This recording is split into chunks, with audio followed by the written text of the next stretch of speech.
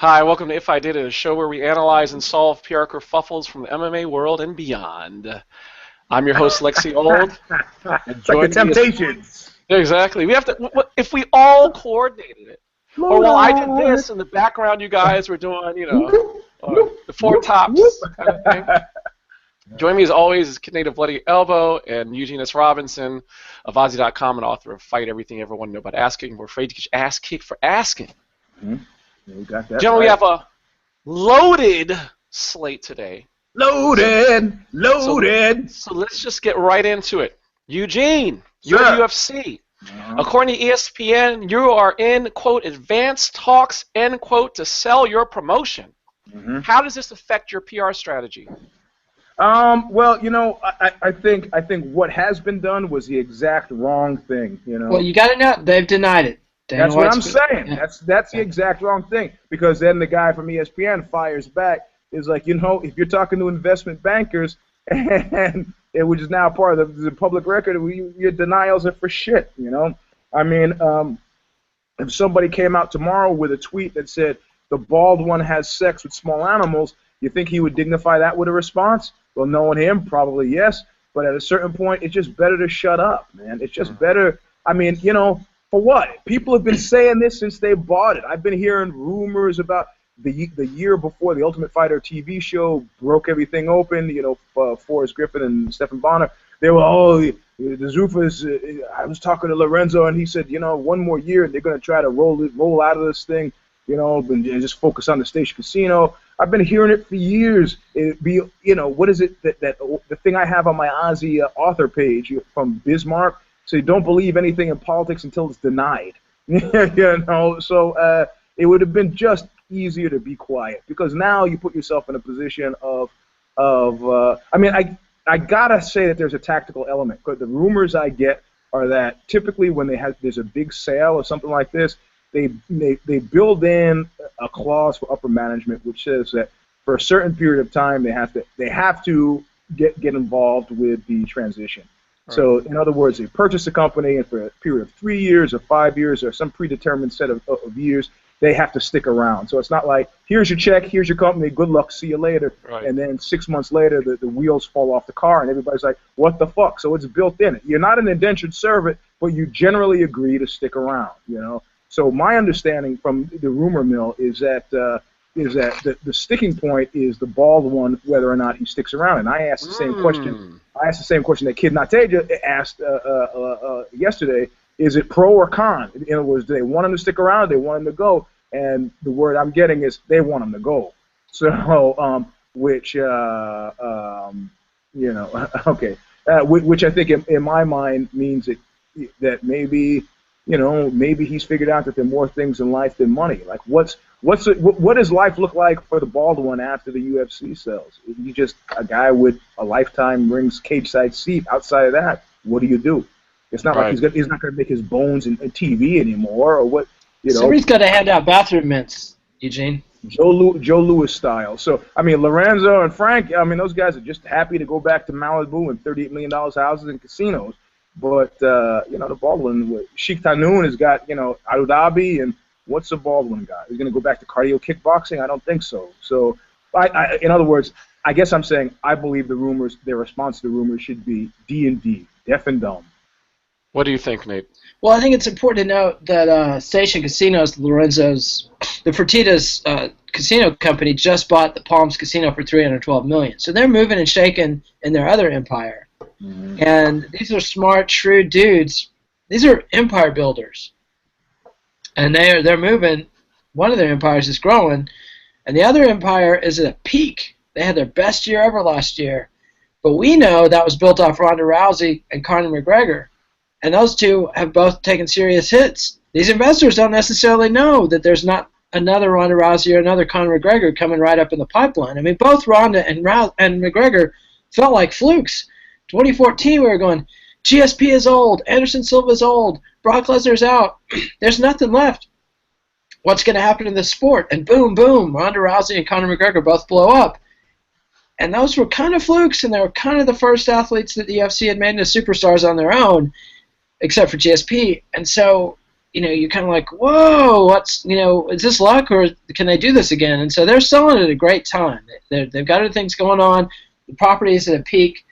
There's a lot of players. The Fox deal is coming up to be renegotiated. ESPN might want to air UFC. Turner Broadcasting might want to air UFC. Fox is definitely going to want to keep airing UFC. So there's this bidding war that's going to be coming up for the UFC. That's something a new owner would want to get in on and drive themselves, cut their own deal. So there's every reason in the world to believe this. I mean, Jonathan Snowden reported it months ago. ESPN reported it yesterday. I have every reason to believe that if ESPN is putting this out, they have good, solid sources. Dana White, his approach to media for so long has been, they're lying. Shut up, don't listen to those guys. And he thinks he can do this with ESPN. Well, wait until it's Forbes and Fortune and Business Week and Wall Street Journal, because this is a massive transaction. You just don't go, yeah, that bullshit you read in Wall Street Journal, that pussy, fuck him. He didn't even come to the fights. Shit, what's he know? Yeah. That is just not. What? That is just not, how you do it. That is not how you handle the big time business press, and this is big time business. So, yeah, Dana White might be at his, the Peter principle, where you rise to the level of your incompetence. He might be at that point. They already had to muzzle him for this lawsuit, basically, and the new owners might not want to deal with that. So yeah, and is Dana sabotaging the sale? Is that another factor? Does Dana's interest diverge from the people who own 90%? He owns 9% of the property. Does he have a different set of interests than the people that own the other? 91%. Or as I've learned, are his options callable or non-callable? Yeah, I just learned that, buddy. Callable or non-callable as a way to screw you out of. Yeah, Alexi, I should talk to you about this. You're an attorney, so I thought callable. That sounds good. Callable sounds good, and I was told, nah. Callable means that you can't leave with what you've been promised. Non-callable means it's all yours no matter what happens. So, maybe he's militating for a better deal. In any case, it would have made sense just to be quiet. And I get a text that says, Zuffa, when he says Zuffa, they admitted they were planning to sell to the guy that runs ATT, and it's all but confirmed they were on the 5-yard line in 2014. Then rumors circulated about the fighter lawsuit, then the sale fell apart. It doesn't take much to queer a deal, Well, the thing... what I find fascinating about this is given the whole Dana rumor part of it, is in any kind of situation where there's a plan for a company to be sold or prep work, like you said, there's a transition period that you do as a courtesy in a lot of situations so the business doesn't fall under. But if you have a situation where there is one person that the acquiring company does not want to have, and that person is getting in the way, it's interesting prep work that the rest of the company has to do in terms of, okay, if this guy is going to be a problem for our attempts to sell it, what are we going to do in terms of mitigating the damage this guy can cause? And I think the fascinating thing to me is, in the wake of the lawsuit and the toning down of Dana White, it's not as if there's some kind of immediate switch they've had to turn off, like, hey, now Dana, tone that shit down, keep quiet, shut up, we're not going to show you. They kind of been toning him down like for the past couple of years. So it's going to be interesting to see internally what kind of tweaks they make, and also with regard to his interests. If there's a situation where he's like, look, financially it's not worth it to me for this thing to be sold, what can they do to sweeten the pot for him? So a lot of interesting intrigue going on that I've been a part of for other clients. A lot of really fascinating things are going to be going on behind closed doors, whether or not this happens this year or not. And so for the PR perspective, it will be interesting. Keep an eye out, guys, in terms of little things that are happening so that when something happens, like months or a year from now, you're not like, oh, my God, when I think about it, it totally makes sense. We saw the pieces occurring. So that's why you got to watch the show also, because we're going to let you know. Well, but also, like the speech I have sadly had to give on occasion, so the world's a dangerous place. Anything could happen to anybody pretty much at any time. You could get hit by a bus, or maybe a jet plane engine falls and hits you. You just don't know. That's my point. Interesting. So you have the situation where the insider becomes the outsider. Yeah, and all of a sudden everybody around the table, it's like odd man out, man. You're pretty odd, like that piece I have up on Ozzy about the Jewish hitman. He went to meet guys that he had killed 200 people with. He went to have a drink with them. Next thing he knows, he's in the bathtub getting his arms cut off. You just don't know. Damn. Well, speaking about cutting off and strange things occurring. It's like in the Reichstag. Had to get the Nazis in. There you go. Nate, you're Floyd Mayweather. Oh, my God. It's a natural fit. Emphatically denying rumors that you started that Conor McGregor is available for a boxing bout.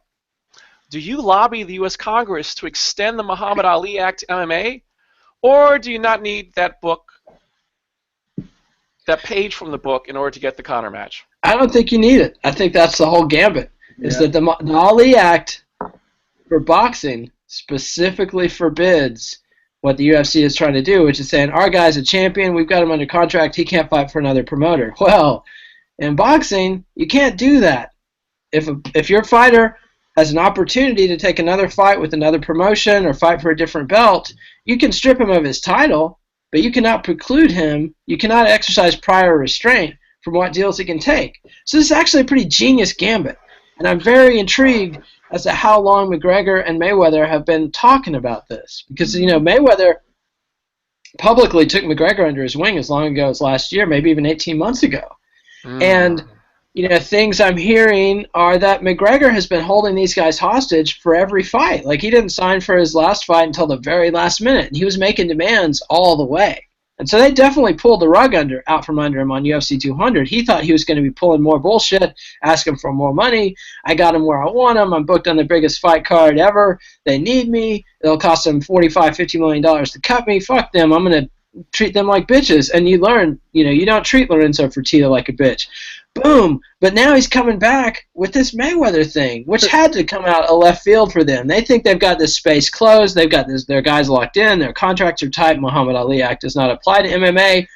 And boom, suddenly they're talking shit about McGregor. And it's very interesting to watch the way the media worked. And watching my staff at Bloody Elbow cover this, like, rumor comes out. Do we cover this? Is this bullshit? What is this? How do we deal with this? And so we kind of, somebody legit or semi-legit picks it up, so the staff's like, okay, we'll run with this. Then Ariel Helwani comes out and says, this is not happening. And I think I was at the dentist or something, and I couldn't get on Slack on Wi-Fi. And I couldn't tell him, don't claim a negative.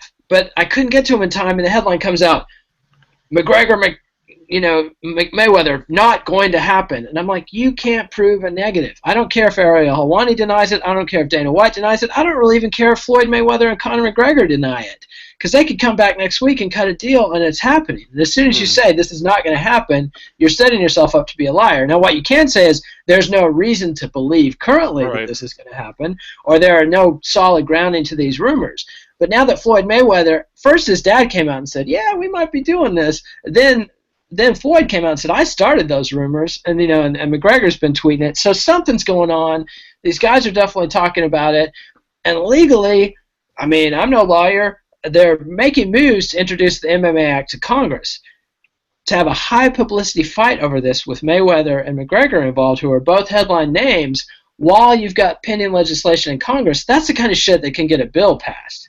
If a bunch of congressmen figure out, hey, I can get my name in the papers and I can, disassociate myself from Donald Trump and all this and that and the other, and we can actually pass some legislation in the Republican House of Representatives, it might happen. So can you imagine the press conferences are like, so what's your take on Donald? No, wait a second. We need to talk about something that's going on in the sports world affecting hardworking men and women, okay? We've got an Irish immigrant right here who's coming to America and making everybody money, and his hands are tied by an oppressive corporate regime. Except, I'm thinking about Chuck Berry here, man, which is too much monkey business. Blah. If I'm Zuffa, the Baldwin, you know what my attitude would be? Go ahead. Does anybody realistically think but that it's going to be anything other than an exhibition match if it's just strict boxing rules. Who gives a fuck about that? That's like the continued babble about CM Punk, which has risen again since a guy. It's a little different though, because both Floyd and McGregor can sell a fight. Mayweather has a long track record of selling wolf tickets, and people keep buying them. Whatever, man. Inside the fence, does anybody believe that thing is worth a good goddamn? Is anybody? Mayweather would just slap him around. I mean, it's obvious that you know. I mean, it's no. You know what? It's no harm, no foul. It's not. It doesn't change. You know, the people at MMA would still say, well, if it was MMA, he would win. People in boxing were like, look how good your MMA is. And boxing is shit. And in the end, they both have made tons of money. I mean, it was certainly carried more weight than that Pacquiao fight that he fought. So yeah, why not? It doesn't move anything with the Baldwin and Zuffa though. It's like, however, they've already come out and emphatically denied it. They already tipped their hand that they're freaked out about this. You know? Yeah. I think it's better, given the fact he lost to Nate Diaz, I think that would make it more likely to happen, because now you have a situation where, let's say it does happen, right? In the fantasy world, it does happen. You can't say, oh, MMA lost. It's like, yeah, he was choked out by Nate Diaz. I mean, yeah, and nothing will change. This is like the best pound-for-pound fighter representative of MMA. Come on now. Yeah, right. And also, it's like when these guys go, you know, Ronda steps in the ring at WWE. What does it mean? It's monkey business, man. I don't give a shit. And if Zuffa was smart, they would go, you know what? It's your career, buddy. Do whatever you want. You know, you want to go to the mall and slap around old ladies? Do that too. It's the yours. problem is that they've got to defend their contracts, because they don't want just a free-for-all of every fighter under contract going, hey, I just signed a kickboxing match. You know, I just signed to do WWE. I'm going to box. They don't want to deal with that, so they've got to keep everything clamped down. But the other problem is they don't want a lot of discussion about the Muhammad Ali Act coming to MMA. That could queer their sale, for one thing. That could ruin their billion-dollar, multi-billion-dollar sale. So in wake of their sale, because that's what I was going to ask before you brought this up. I'm just making sure that we're on the same page in terms of the question and answer. In terms of any rumored sale of the UFC, that's why definitely they do not want any part of this business, because it automatically raises the specter of, okay, Ali Act for boxing, you don't have that in MMA. So that's why they should try to steer clear. It's better in their interest to avoid a potential big payday. If you're losing $1 billion, multiple billions, hundreds of $1 billion payday for like some fight where you're gonna, maybe clear like, a significant fraction of that. Man. Yeah. But but at the same time, I think the most significant thing it does is it clearly and in no way, shape, or form creates a large amount of love between Mystic Mac and his bosses. In fact, if you think you're going to be able to skate out of this, you're wrong. People have long memories, and this I would even venture to say that this is what we call a bridge too far. It could well be. Things have clearly reached the breaking point, at the point where they're not booking him for UFC 200. At the point when two people sit down together and say, hey, we could make $50 million together, and they decide not to, then things are pretty jacked. Yeah. Well, especially when you have, again, with the sale, billions of dollars, and also in terms of how they quickly cut him from the card, right? It's like, we don't want any mess. Like, get out of here. And then also to prove that our business is not contingent on one fighter showing up for a fight. Like my great grandma used to say, one monkey don't stop no show. Exactly. Especially if you're trying to sell something, you cannot show that one person under contract, independent contractor, has sway over your business dealings. So speaking about business dealings and sway, somebody used to have more sway. Eugene, you're Ronda Rousey. How do you spin Paige Van Zant's TMZ statement conferring Misha Tate's tea on Joe Rogan? Quote, it appears that I offended Ronda by congratulating Holly after her victory. The incident was very shocking and totally unnecessary, end quote. I gotta pull the curveball card. I thought I told you about this. I thought I got this to you, Alexi. Did you see Ronda just settled with her ex-manager and has to rewrite her autobiography and put out a new edition, changing every reference to her original manager?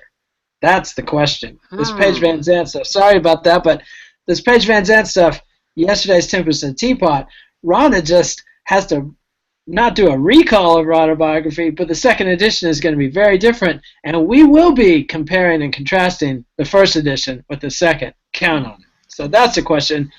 Well, I don't know. Put that in a question. You're Ronda Rousey. You're a manager. Lawsuit, settlement. Had to revise the history. How do you handle it, Eugene? You know what? I made the claim in the comments. I think it was in the Care Don't Care preview that somebody was like, "Okay, I'm so happy to see Cyborg is in. Who are they going to line up for her?" And I was like, "Well, I can tell you who." I said somebody they don't like a lot, but it won't be Honda. In fact, I don't see Honda fighting her at all before she retires. In fact, and then somebody else intoned, I don't see Honda fighting Holly either. So what does that leave? That leaves another swipe at the belt against a woman that she's beat 2 other times in Misha. And then what does she do when she gets the belt? Announces she's leaving, or it's she loses and says, "Well, I'm leaving." But I mean, it's clear that she's been talking about babies. It looks like some of the film deals are on. I'm sure if they're talking, I guarantee you, if they're talking, we all know this. If they're talking about a second edition of the book, I'd say the first one was fairly fucking successful because nobody's talking to me about a second edition of the fight book. Yeah, you don't get sued over a book that didn't sell. Yeah. I mean, my favorite autobiography story was the Klaus Kinski one, where he talked about everybody he had screwed. And they said, massive, they're going to lawsuit, all these celebrities he had fucked. And then they pulled the book, they reissued it as Kinski Uncut.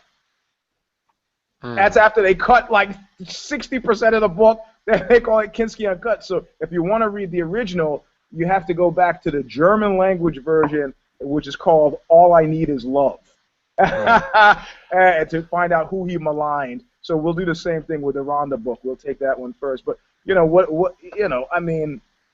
Well, what happens? But here's the thing, though. When you said that you don't do that unless something sells, I've had a number of clients over the years. I did a class in NYU last week, and I had to let the folks know that when you find out that someone has ripped you off, or you perceive there's defamation in an upcoming project, the worst thing you can do is contact the company before the project's released. Because almost like no harm, no foul. You'll wait until something is released, and you can't pull it back. It's already out there. Yep. And that's when you swoop in and say, hey, guess what?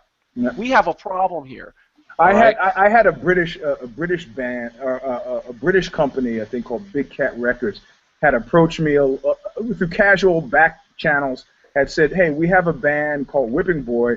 Do you mind if we use the name? And I said, change the fucking name, Okay, so then they go along, and I get another call very later. Actually, this Irish group, Whipping Boy, you're cool about. I go, second time, change the fucking name. Next thing I know, people are telling me, oh, I saw your video on MTV. So what are you talking about? Warner Brothers has signed Whipping Boy. And so I said, fuck this. I called a lawyer in New York. Right. Now the record is out. It's in all the stores. It's when there were record stores. And I said, look, you guys got a problem. You guys called me twice this. I told you, call yourselves Whipping Boy UK. And they go, oh, they're Irish. Okay, man, whatever, Jack. Change the fucking name. I told you, And he goes, look. What about I just give you $200? And I go, okay. Do you think $200 is what it would cost you if I got a TRO against you and you had to pull every single record from every record store in America? Is that what it would call you? He goes, okay. What about 2,000? I go, guess again, buddy. Guess again. And we just kept talking and talking. In the end, it was $23,000 to grandfather clause in that name, and then treble damages if they did it again. If they did it again. And I sat and I waited with the power now of Google, periodically do a search, found out they were doing it again. They had already been kicked off of Warner Brothers. I contacted the guys in Dublin. And they're like, why don't you just leave us alone? I go, why don't you just change your fucking name? I'm still putting stuff out under Whipping Boy. It's just the easiest thing in the world to do. Change the name. You have no stake in this. Well, are they living? You played yourself. You played yourself. Some friends of mine had a band named Gomez. They got $200,000 out of, I believe, Sony. Well, because the average copyright infringement lawsuit, assuming it goes the entire way, $400,000 to $600,000 from the beginning to when you talk about all of the legal fees in addition to court costs and everything. So, but still, it's it's a situation where it's a strategic question that you have to put in there. Like, when's the appropriate time to come in and wait until it takes away? Like, look at the whole look at the whole Mick Jagger situation with the Verve, right? Yeah, In terms right, of Bittersweet Symphony. You wait until something blows up and then say, hey, guess what? You're right. Yeah, Have we talked about that situation on the show before? Because that was one of the great sodomizings in rock music history right there. Because the Verve approached Andrew Loog Oldham, who was the Stones' original manager, because they wanted to sample a violin part from a Andrew Loog Oldham orchestra record that he recorded back in the 60s, where the Andrew Loog Oldham Orchestra covered the Rolling Stones version of The Last Time, which, incidentally, is heavily based on a Staple Singers song called The Last Time. And he got permission. They got permission to sample this violin part, which is not in the Stones version of this song. They put it out, it's a big hit, and suddenly Keith Richards and Alan Klein, who was the Stones' second manager and who is still deeply entangled in their business, who owned until his death all their recordings from the beginning until 1970, they contact the Verve and are like, guess what? We own the songwriting on the thing, we own the performance royalties, we own everything. You guys are not going to get shit. And the Verve maybe could have fought it because, again, that sample was not in the Rolling Stones version. That melodic motif was not in the Rolling Stones version. And the only notable thing in the Rolling Stones version, which, again, they got from the Staples Brothers, was a guitar riff Brian Jones came up with that they didn't give him any credit for. They could have easily won a lawsuit if they wanted to go up against Keith Richards, Mick Jagger, and Alan Klein in court, which is not a very advisable proposition. So that was it for the Verve. They basically got crushed, and well, that they're in this situation where every time people hear everything. If you look at who wrote the Bittersweet Symphony songwriting credits, it says Jagger Richards. Like, it cost them everything. Well, also, that when they're out in public and someone's like, hey, didn't you do that song? And they start singing it, it's like, what the fuck? But here's one quick thing where it actually worked into the advantage of the artist. Back in the day, when they had Killing Me Softly by the Fugees, there was a miscommunication, misunderstanding, because there was a sample, da da da da da, right? And so from Bonita Applbaum was thought. Yep. But the wrong rights holder contacted, I believe it was Rough House Records at the time, and said, hey, guess what? We heard it. You cannot put that song out as a single, okay? You can keep it on the record, but you can't put it as a single. What happened? The song blows up. And everybody who wants to buy the single can't. They have to buy the whole fucking album. So the album sales for the score just like skyrocketed, and that was one of the few situations where a misstep and a miscalculation ended up being extremely profitable. And that was at the tail end of the CD era. That would not have happened in the streaming MP3 era. I got a text here that I was chuckling about. Only fights Ronda's getting in are with the guy at the buffet that won't give her 7 pieces of ham on one play. Oh, gosh. Well, stick it on the music. And there's also an explanation about Ronda's ex-manager is still fighting Ronda because she screwed him out of $80,000 back in 2013 when Dana convinced her to leave him. So that's as to Kid Nate's. You don't get sued unless the book sells. So he's got a grudge from way back. And then the guy editorially adds, not that you'd understand that kind of pettiness. So it'll be interesting to see what kind of spin is put on this second edition in wake of the rebranding of Ronda. And speaking about rebranding, Kid Nate, you are J-Lo. Hey, let me admire my ass for a second. Okay. Well, you're talking about fat asses, My love don't cost a thing, man. My love don't cost a thing. After Beyonce blew up with a feminist angle, you tried swagger jacking her steez with Ain't Your Mama in April and received more press for being produced by alleged rapist Dr. Luke. So you followed up last Friday with a video including Gloria Steinem and Hillary Clinton quotes, but lacking that hot sauce seen in Formation or Lemonade. What PR moves can you make to continue your quest for relevancy instead of becoming a 21st century version of Pat Boone? J-Lo needs to cut her losses on this one, man. I'm generally not that attuned to the J-Los and the Beyoncés, and not even XO Jane, but my wife happens to be following this one, and like the gals on XO Jane are coming at J-Lo saying, "You're not a feminist. This isn't feminism. It's perfectly feminist. If you want to clean your house or do nice things for your husband, that's your choice as a feminist." Like, so she's getting hit from all sides. She's getting hit for, working with the rapists and being an anti-feminist. She's getting hit from feminists for having the wrong kind of feminism. The song sucks. This is just, I don't know how long it's been since J-Lo had a bona fide hit, but I'm guessing it's been about 12 years. Does that sound she's about back right? with a record label. This was supposed to be, okay, here she's back as a recording artist, and here's her. Let's bring it back to the world. Any good anyway? I can't ever tell. Like, suddenly some of these people are like Justin Timberlake. I thought he was a boy band guy, and now he's like, Beethoven or something when people talk about him. I can't tell. So J-Lo was never any good. That's what you're telling me. No, she was. She had a brief moment of time, but then people could never figure out, like, was it Ben? Was it her? Was it her? Was it Ben? And was it Puffy? Because remember, like, her whole style. I'm not a No, I'm talking about the poison pill that she had. I thought you meant the relevancy. That made everything she touched turn to shit, and it's clear. It was clear that it was a perfect storm because Ben Affleck is much like Hillary Clinton, right? Hillary Clinton's like, fuck West Virginia. West Virginia, we're gonna kill Coleman. Hey, when's the next primary?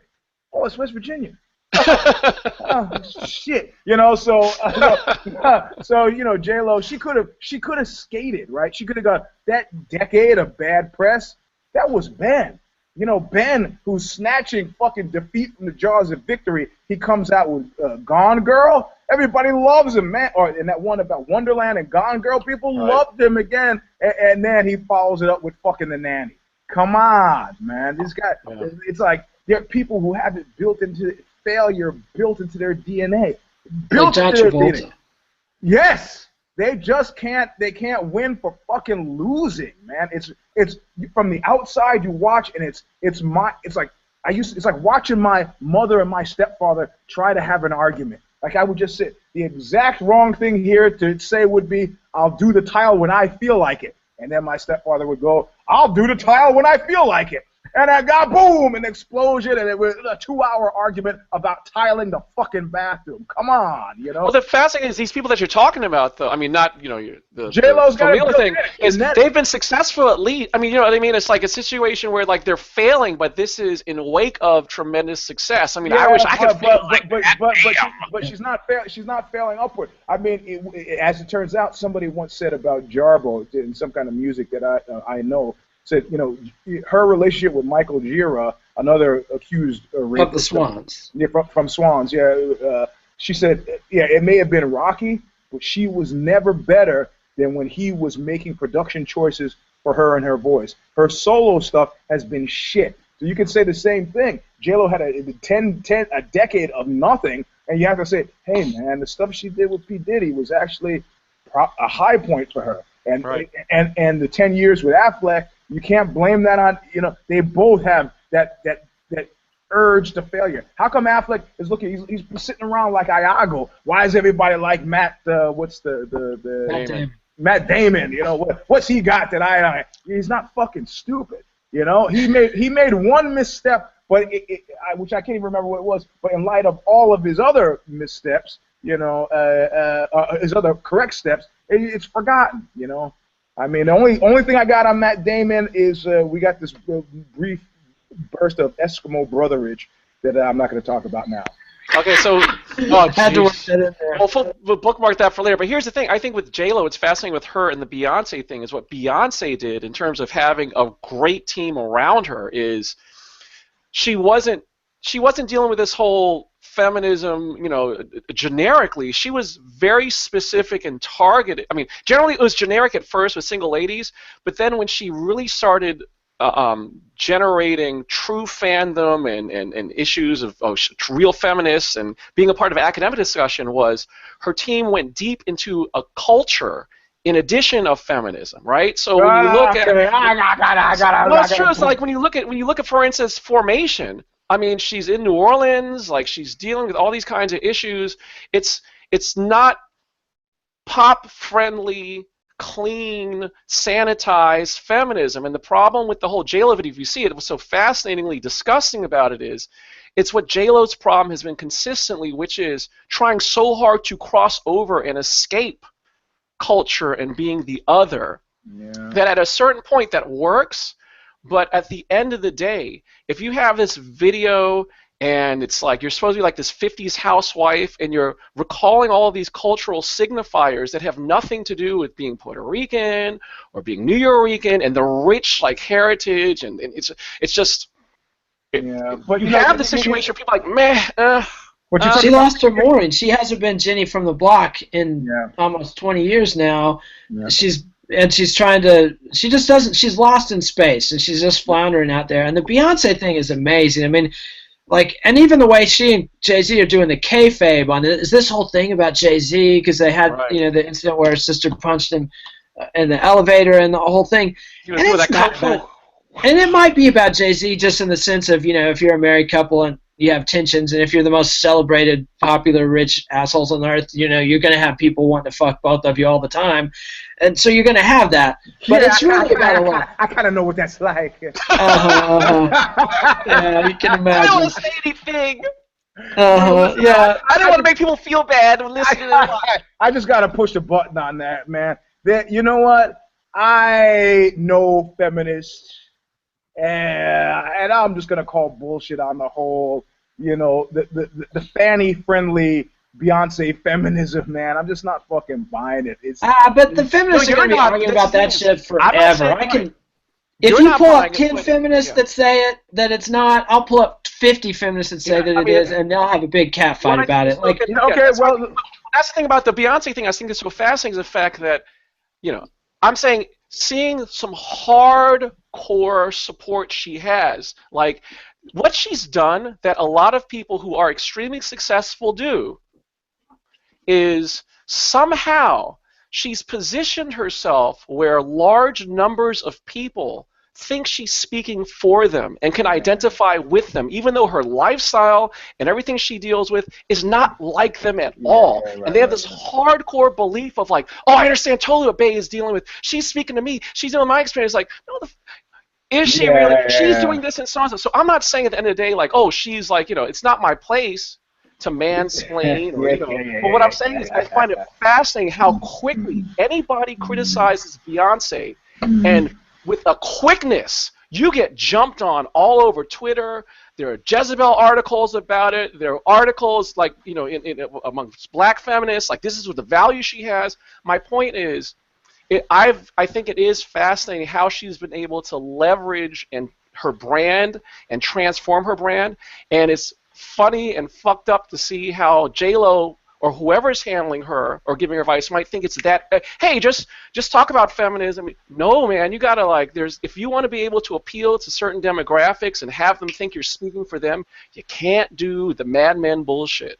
Yeah, well, you know what was great about that? It's like there was an old Robert Crumb cartoon where there's like this poor, emaciated guy with this look of outrage on his face, and next to him with his hand over his shoulder was this corpulent, cigar-smoking, diamond ring guy, and the little guy's like, you know, I don't deserve to be treated that way, and the money bag guy's, yeah, that's right, you don't deserve to be treated that way. It's like, come on, you know, right?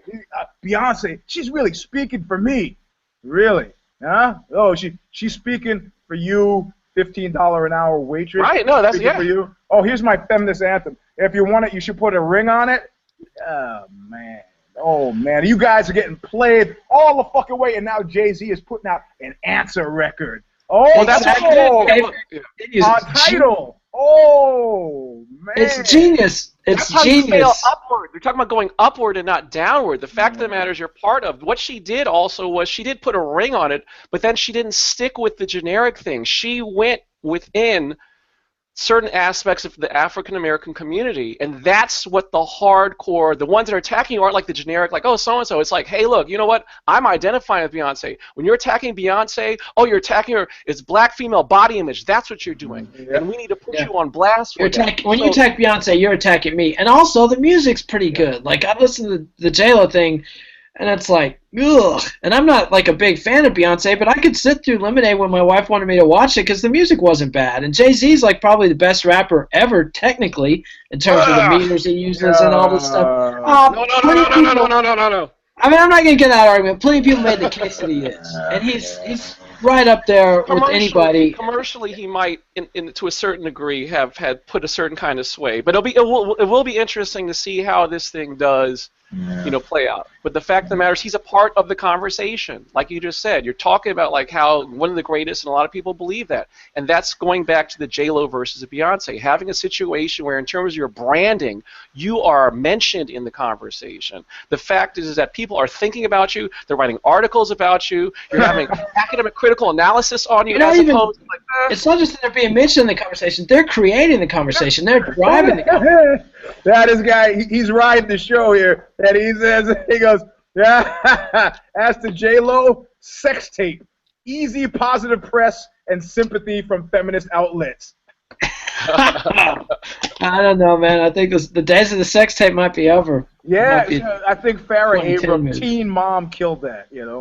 All right. What's next, Alexi? So, in terms of on the topic of music sex tapes and politics, not as sex tapes. I got a good sex tape story, but I want to tell you. I'm sure you do. Sure, you want to wait for that, Eugene? Well, yeah, let's wait. Okay. Let's do a Chuck Berry wait on that.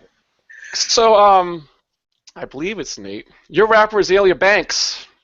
Are you legitimately backing Donald Trump for president, or is this some silent Sarah Palin settlement stuff? I legit think that Azealia Banks, and Alexi didn't know who she was. I'm fronting you on this one. This is a chick who had a hit either 4 years or 2 years ago. Massive hit, 100 million views on YouTube. Had some problem with the record company. Had to sit out for a while. She's done a bunch of videos since then. They do 5, 7, 10 million views, which is great. Like, I'd love to have a career where I'm doing videos that's getting that many views. Oxbow would love it. Huh? Oxbow would love it. Yeah, anybody would love it. But she's not what she could have been. She's not what she thought she was going to be, which is a fucking superstar. And you get somebody who's young, who's talented, who's sensitive. They coulda, woulda, shoulda. And now she's been in this, flame out mode for at least 6 months. Like, she's been a hot garbage fire on Twitter for a while. Saying all kind of stupid shit, getting all kinds of feuds with people. She's in a new feud with somebody I saw trending on Facebook. Yeah. And so coming out for Donald Trump, and her defense was, somebody says, but he's racist. And she's like, I'm racist too. This whole country's fucking racist. Like, she, to me, is the quintessential Trump voter. She's pissed off. She's frustrated. It's not that she's bad off. It's just that she's not as well off as she thought she was going to be. Yeah. Like, if you look at the data on who's voting for Trump, it's not actually working class people. Their income level are much higher than the Democratic, 10, 20 grand a year higher than the Clinton or the Sanders voters. They're the people that sell cars. They're the people that develop strip malls that these newly unemployed white people used to buy. So you're the guy that used to have the Mazda dealership or the Ford dealership or whatever in bumfuck Iowa, and suddenly your yokels can't afford to buy them anymore because they don't have jobs anymore.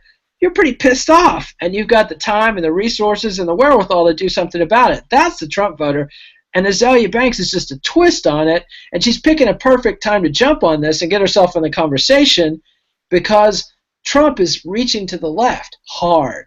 If you look at the headlines, Trump fights with evangelical leader. Trump says he'll raise the minimum wage. Trump says he's not really going to cut taxes on the rich. I mean, I would hate to be in a campaign against this guy because a million faces of Vishnu. And let me make one thing perfectly clear, okay? One thing perfectly clear, the blacks love him, okay? He's got the optics. He's got the optics. That's all I have to say. He's got pictures with Jay-Z. Mike Tyson has backed him. He hung out with hip-hop guys back in the 80s. They should re-release the song Black Trump by the Cocoa Brothers, which was actually hot. There you go. They were hanging out Black Trump. They were hanging out at the casinos back in Atlantic City back in the day.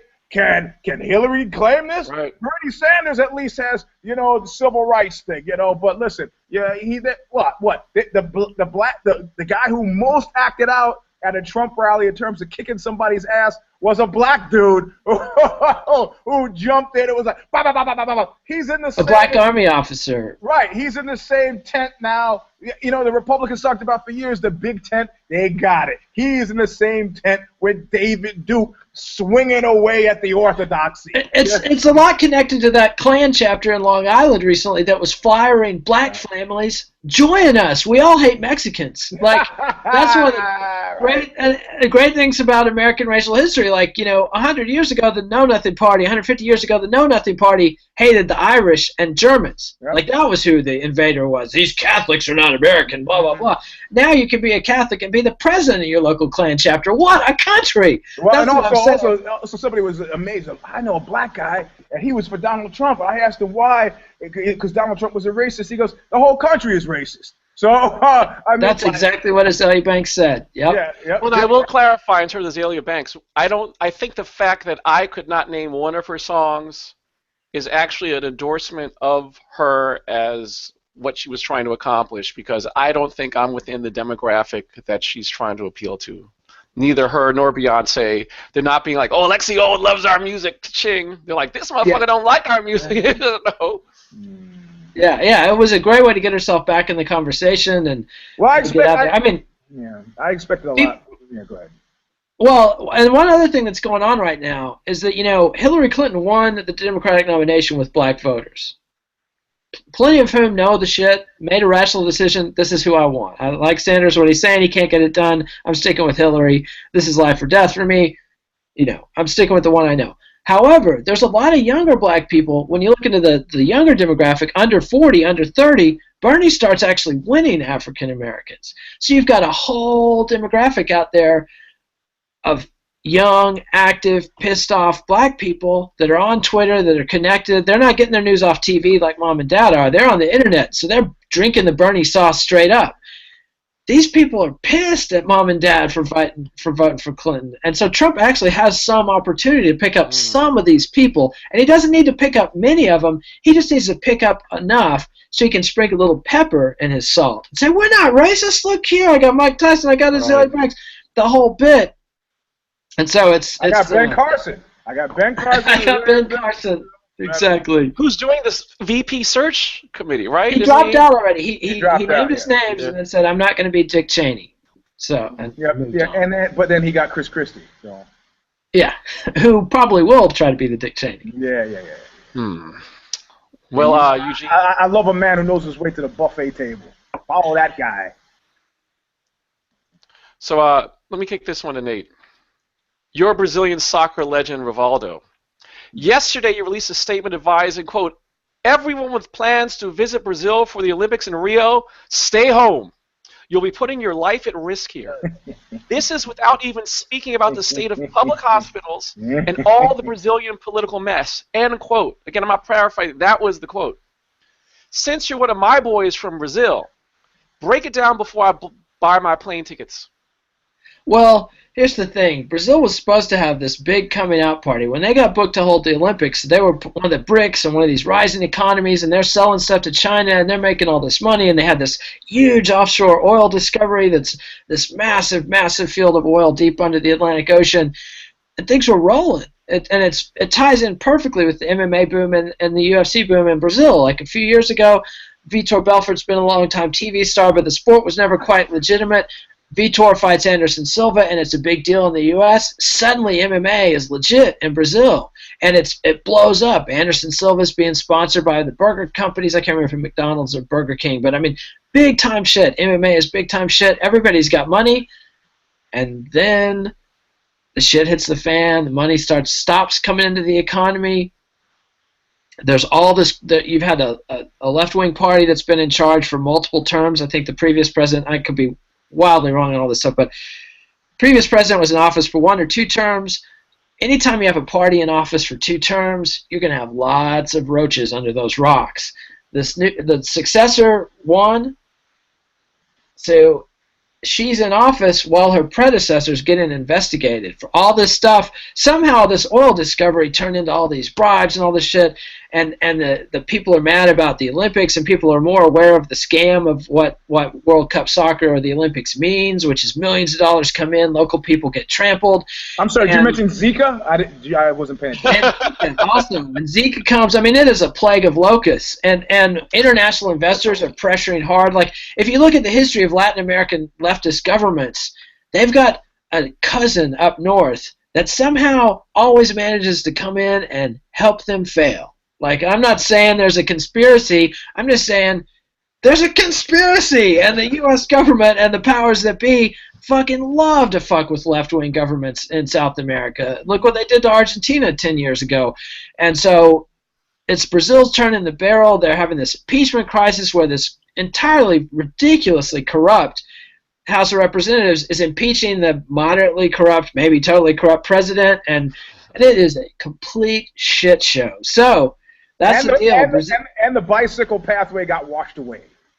Yes, and the swimming events are taking place in bays that are filled with raw sewage, and if you think that the Olympics were a fiasco when Russia hosted it a couple years ago, we're about to see the veil come off completely. The best part about Russia hosting the Olympics a few years ago in Sochi was the beating of Pussy Riot. That made me so incredibly happy. And I tried to explain that to people in the office, and they were just looking at me like, what is wrong with you, And I was like, look, you kick a bear, should have a reasonable expectation that bear that you kick is going to have a negative reaction to being kicked. So they said, oh, we're going to go out to the square, and we're going to do an art action. And so they go out with their, fluorescent colored ski mask on, and they start jumping around, and like 13 seconds later, the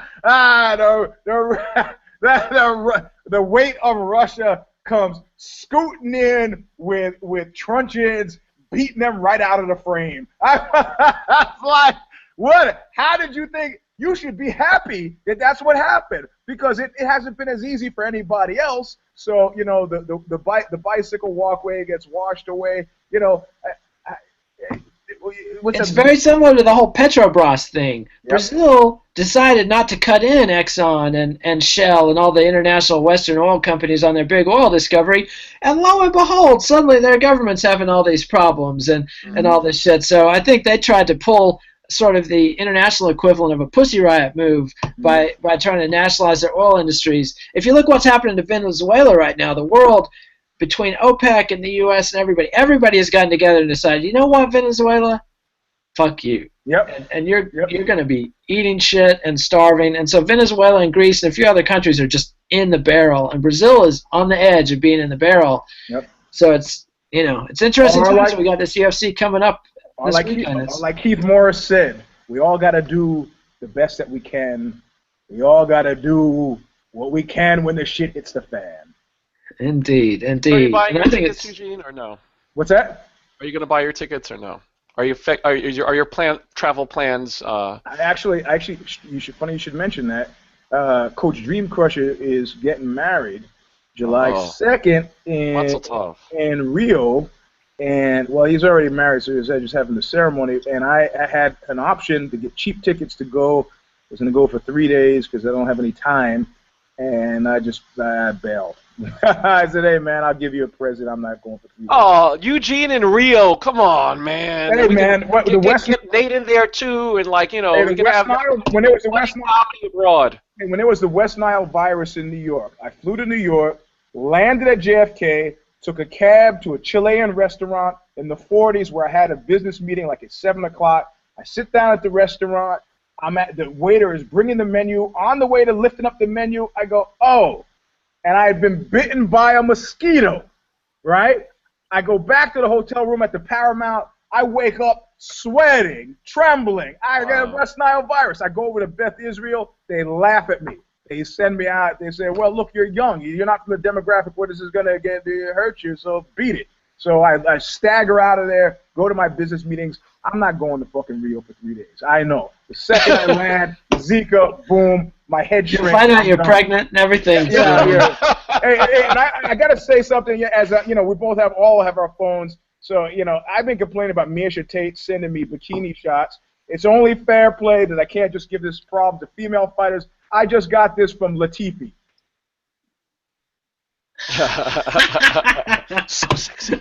I don't need it. I don't need it, Mr. Yes, Latifi. you need it. You need it. I don't need you shirtless on a horse. Don't need it. Yeah, you need to be reminded of the power of a man and the sexiness, the overwhelming sexiness of Latifi. And the first like, if you look, you can see the first like. Who is it? Zane. Zane. He just likes seeing a big stallion look like a overwhelmed donkey. Yeah. There you go. You're Latifi. So any final thoughts on it, Nate? I mean, we're having the UFC. The big show, UFC 198, going to be at the biggest facility. I think it's a soccer stadium that they've ever had. They've been talking about this for years. I guarantee you this is going to be the high water mark of the UFC in Brazil for some time to come. Perfect to cash out. So, Eugene, Sir. This is our teachable moments of the week. Mm-hmm. Your current Penn State University president, Eric Barron. You dissed and dismissed new allegations that beloved football coach Joe Paterno knew his former assistant coach and convicted child molester Jerry Sandusky engaged in sexual abuse 25 years earlier than Joe Pa originally claimed. Yeah. After the media pounced, the university confirmed an older timeline and that $90 million had been doled out to settle over 30 civil claims from Sandusky's accusers. Was this part of the PR plan? And what public and private moves can you make to protect your brand? Did you mention that the president came out and called us all rumors and said these people were treasure hunters? So like he's talking about sworn testimony that they paid out millions of dollars in response to, and he's still digging the hole deeper. Like these guys. Yeah. This is a fucking major catastrophe. Kenny Rogers said it best. You got to know when to hold it and know when to fold it. And if I'm those guys, you know what I do? I get the checkbook and say, could you form the line right here? I'm sorry. Fuck it. I'm sorry. You're gonna. What is that thing? What is that great line from Bob Dylan? You're gonna have to pay to get out of going through these things twice. You're gonna have to fucking. I mean, you can't win. You can't win this one against. It was clear that the system aided, abetted, enabled this guy fucking little boys since 1971 and very probably beyond. I got news for you. Let's do it this way. Let's do it law of the jungle way. If one of those boys' fathers had murdered that guy when the first time they found out, this would have ceased being a problem when?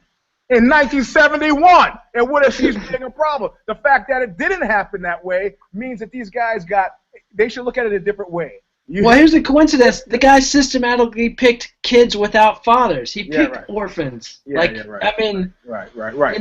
And the thing is, and the university's looking at it the wrong way. Look at it this way. You didn't look at all the years you didn't have to pay for the asses of those little boys being raped. You didn't have to pay. Consider yourself lucky. Now start writing checks and shut the fuck up. If you're the president, everything is quickly, Nate, Eugene is, if you're the president, here's what I find fascinating. That's why I asked about his perspective, about the university, all right?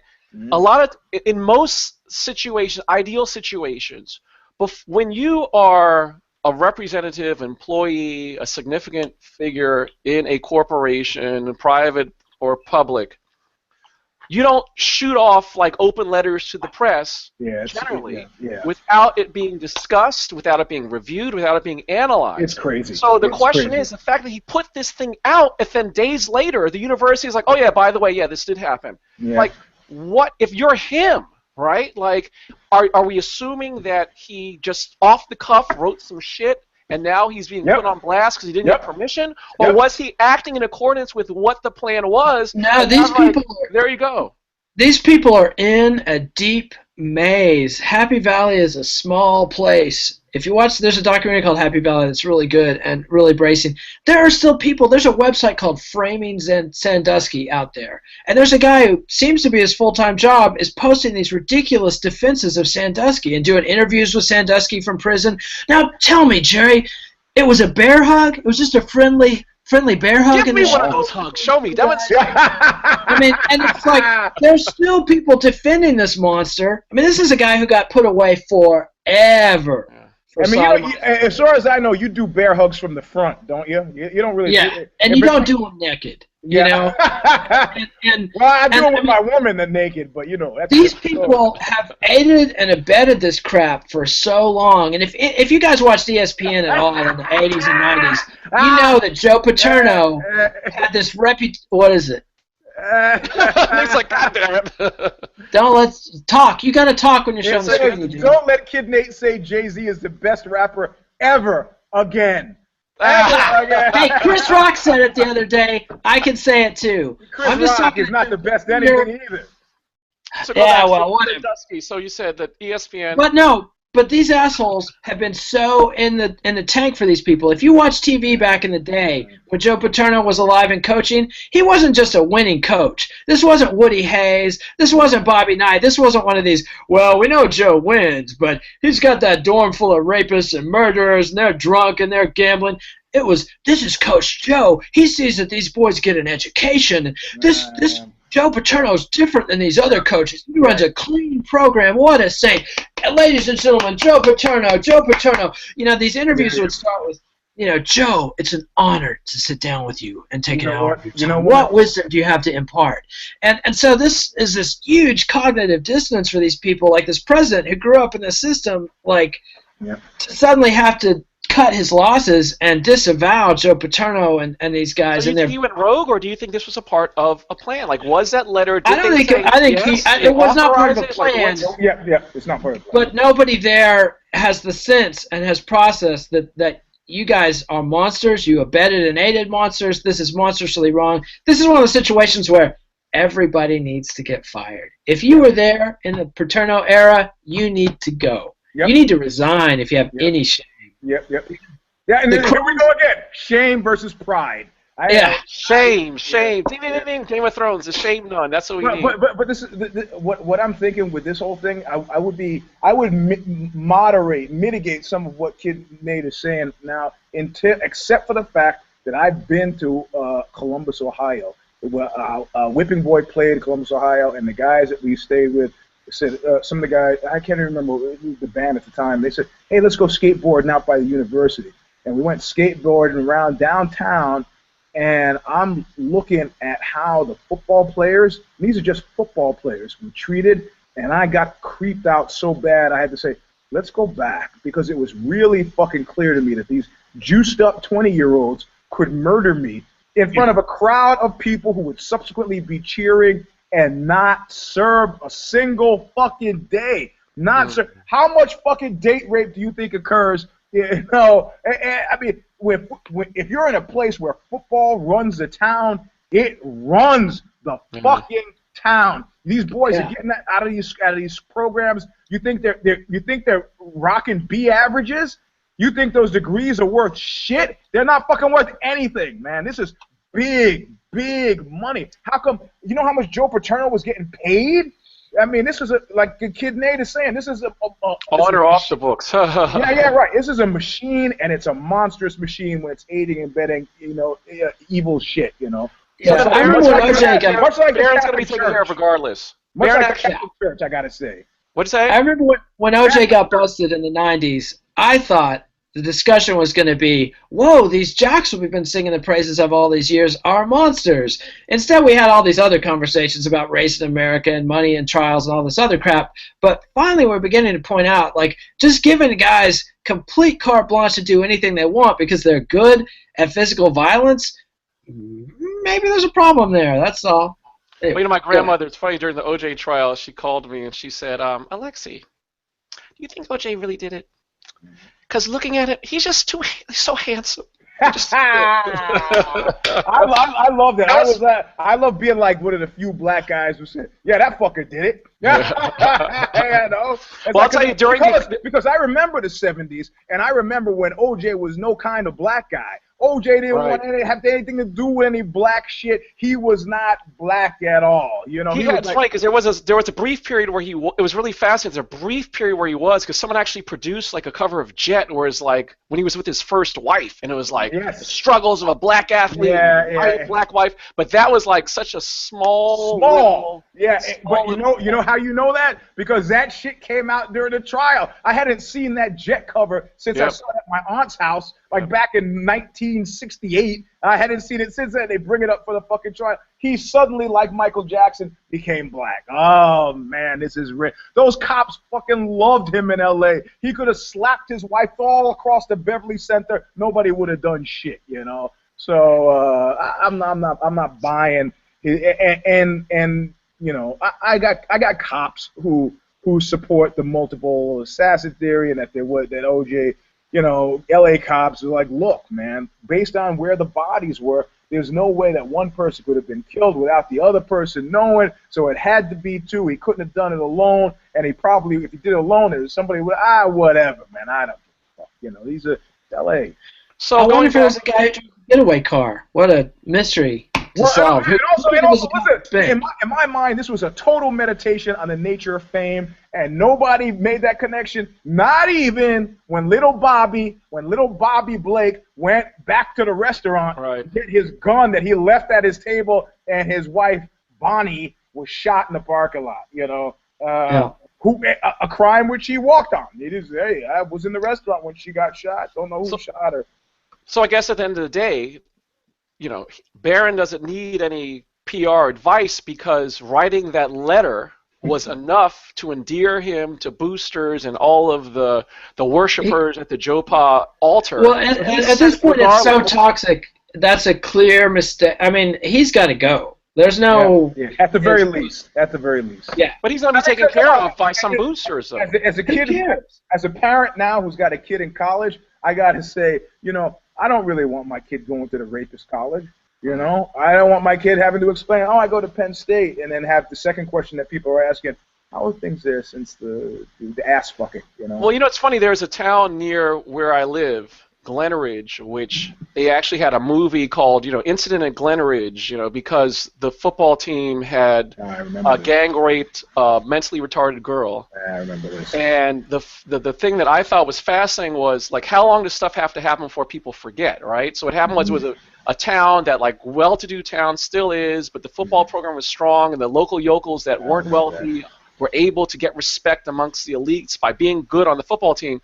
And so the fascinating thing is, fast forward, like, 20, 30 years later, when people are talking to me about, like, oh, I don't know where to move, and Glenridge, their educational system's so good, and they have this anti-bullying policy and, like, respect of people. I was like, you know where that came from? Yeah. So it's one of these interesting things where, if people don't know the history of, like, what existed and what kind of thing was going on, I mean, because a lot of this stuff happened pre-internet. Or like every single horror movie where the family moves into a house and is like, who lived here before? You know what? If you've ever bought a house, you know that that's an impossible. The day that you move in, you're asking that question. You fucking know. It's full disclosure, but whatever. Okay. Or that... It was an Ethan Hawke movie where he moves into a house where a family had been murdered the week before. Give me a fucking break. It conceals it from his wife and thinks, okay, I don't want to get into movie criticism, but, you know, this is incredible. Anyway. All right. You know what? That ticking clock, which sounds like it's part of a horror movie, and it is for some people in their careers, is our Eugene's Lost Battalion / Phantom Toll Booth / Major Chomp / Dark Star segment. Are there any new inductees, or is there any movement from the UFC or the world beyond, Eugene? Well, some guy was saying, some guy, I guess that was Kid Nate. We were talking just yesterday about who was Major Tom, Little Nog. Right. You know, and he was a perfect Major Tom, because somebody says, oh, Little Nog is fighting it, and the whole MMA world goes, Oh, yeah. We completely forgot about little Nog. Big Nog retires, and, the curse of being a twin, we just assumed the other guy who looked like him went with him, No, I'm still here. I've been calling you guys from outer space here, ground control to Major Tom. No, but what I'm super enjoying is communiques. You know how they have those radios in World War II movies that they wind up and they're trying to start with it, and Ted Cruz, who is really lost battalionized, and you get the slavery shit. Ted Cruz is Harriet Tubman shit. We might come back if we do okay in Nebraska. It's like, are you? I gotta go, John McEnroe. Are you fucking kidding me? Are you fucking kidding me? Are you out of your mind? It was like slave. Hey, look, I was at my kid's wrestling match, and I'm sitting there in the stands going, man, these seats are really uncomfortable. Man, this is like fucking Auschwitz. And my kids look at me and like, Dad. And I'm like, what? This is really uncomfortable. And they go, you can't publicly compare Auschwitz to a seat at a wrestling match. I go, oh, you haven't sat in this seat. I don't know what it's like. So, look, you can't. Slavery is what happened. Ted Cruz, he's like Sojourner Truth, Frederick Douglass, Ted Cruz. You got to be fucking his wife compared the Cruz campaign to the long fight to end slavery in the 1800s. Correct. So, this is the same wife that the cops picked up at 12:30, wandering the freeway, inebriated. I don't know, allegedly. Who knows? What I'm saying is, I don't know. I mean, I read it. It seems strange not to ask about it. That's what I'm talking about. So all of my lost, Major Tom for Little Nog, Andre Arlovsky. Andre Arlovsky is lost battalionized. Bigfoot Silva. Well, Bigfoot Silva, oh, man. especially he's in the lost battalion hard with this fucking. Here's my address if you want to fight me. This is a guy, like he's like this, with the eyes closed, lashing out. Hey man, do you know where you are?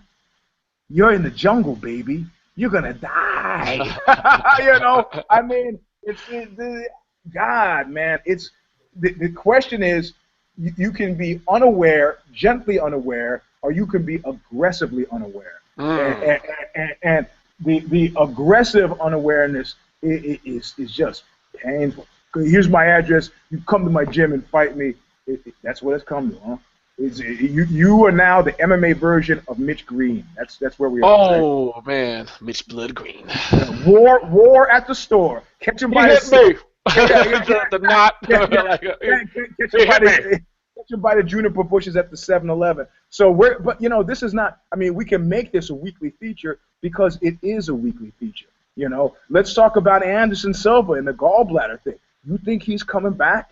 The only people I know who have gallbladder problems are old, overweight women. He's got a gallbladder problem. They're gonna take you and Kid Nate. So how long did it take you to bounce back from that? I didn't have it cut, but it's not a going thing, and it takes a while to get back from gallbladder surgery. Not when fighting it. It takes a while, and then and what? And who's he gonna fight? You're gonna fight Uriah Hall, an improved Uriah Hall. That was gonna be a fucking touchy-go-y thing as it was, I mean, so I'd say, man, I think can we collectively agree that he's lost battalion because he doesn't seem. It's not Dark Star. Yeah, he doesn't. I mean, his level of awareness about where he is in the firmament is really not where he really is. Well, it's fascinating when you whip out his record too, and all the promotional, not in all the promotional, but some of the promotional, not official UFC promotional materials, but when different sites are writing about Anderson Silva, like being 0-3 in his last, I was like, wow. Yeah. That's really like it's just you think about like, is it? And you have to go back and look if you don't remember. Well, man, listen, and then the drug thing, and I don't know where they came from, and we've heard that song and dance, and then the Viagra gate, it's like, oh man, dude, just fuck, man. So I mean, this is a big week for it, and I'm sure when the second we conclude this show.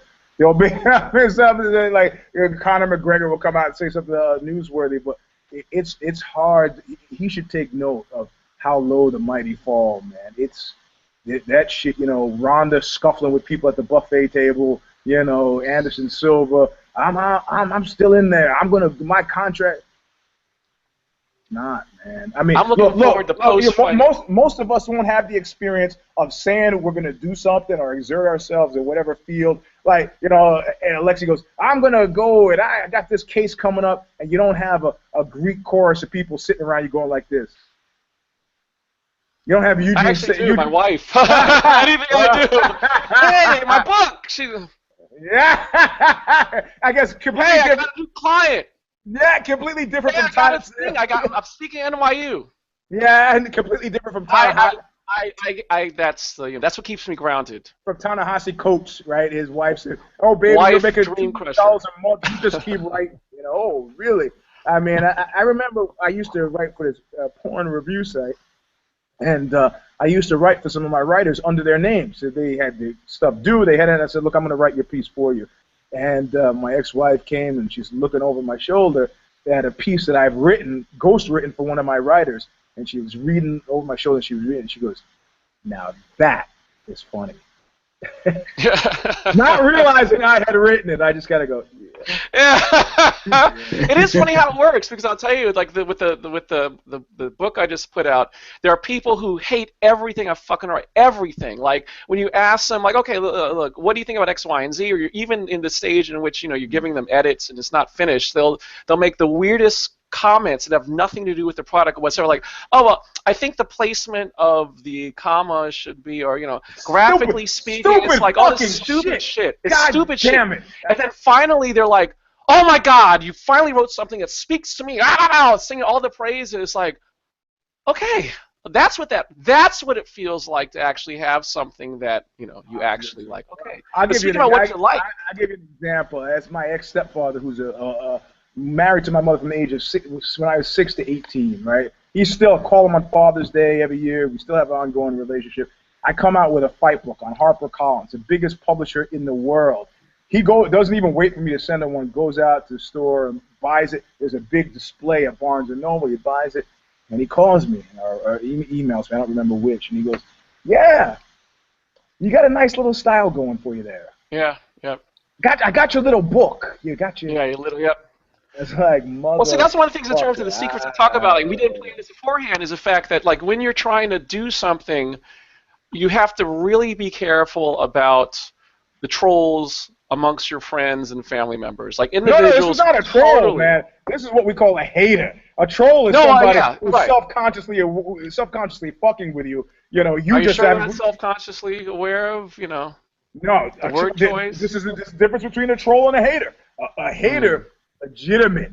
A troll, a troll is a cynical opportunist. A hater, true believer. Yeah, no. Well, I talk about the haters and the trolls too, and how to overcome it. This is the answer. Anyway, one thing I'm looking forward to is Joe Rogan doing the event this weekend. I believe so. Yes. Will he be doing the post-cyborg interview? Oh man. Oh my goodness. Well, he did the right. He already apologized for. No, I know, but it's gonna be fascinating just to see. It's little things like that I look forward to. If I were Cyborg, I would do Tom Cruise from Magnolia to him. Which is just stare. You can ask all the questions he wants, and he goes, "Are you going to answer the question? Or what are you doing?" I'm silently judging you. That's it, I want buddy. an intergender fight against you. Yeah, right. Ow! Yeah. Anyway, okay. So, that's our show. Thank you for watching. Follow us on Twitter at Eugene S. Robinson, at Kid Nate, at Alexi Ald. Please give a thumbs up, Eugene. I got this, buddy. And leave comments on YouTube. Subscribe to MMANation.com on YouTube and MMA Nation iTunes. Visit Bloody Elbow. Read Eugene at Ozzy.com. Read my Release 7 Secret Sources of Inspiration. Do it! In order to figure out how to unlock the 7 sexy secrets. That's what Eugene mentioned I should have done. And what happens? Who's ahead of me in the new releases? Kama Sutra freaky deaky shit. I told you. So, this is firsthand Hey, my novel is a long, slow screw. Got it in there. Got it in. I thought that was a play. The play is A threesome and 4 acts. That's right. Inimitable Sounds of Love, a threesome and 4 acts. And the fight book has ass in the title. I mean, I'm sexy. No, I'm telling subliminal suggestions, baby. Yep. And outright suggestions, no subliminality behind it. So make sure you check us, all 3 of us, out on Amazon, because we're all published authors too. We'll be back next week with another installment, If I Did It. We don't know what we'll be discussing yet because of PR mistakes have yet to be made. And this weekend, with the UFC in Brazil upon us, and Bellator, plenty of kerfuffles that we're going to have in store for you next week. Yep.